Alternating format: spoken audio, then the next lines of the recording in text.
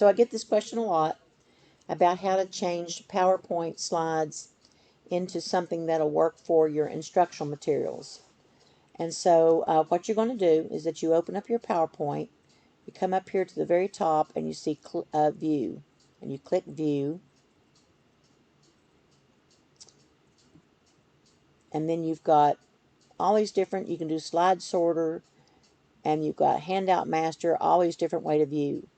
But the way actually that I like to do it is that I go to File, then go to Print, and then you can decide how you want it. If you want a full page,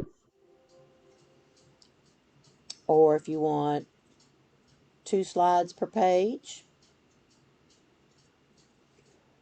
or probably you're going to use something like 6 slides per page. And then just kind of get it up here to the size that you want by clicking this little thing down here. Maybe not quite. And then you screenshot it. Screenshot it, makes it into a,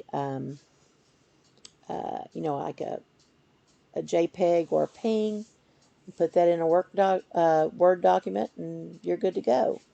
Now, that if you've got plenty of, you get for your instructional materials 5 pages per lesson. So I personally think there's no reason to go this small unless unless you have to. So if you're gonna, once you get it as a ping, you might want to make it just a little bigger. Anyway, that's how you do that. Have a good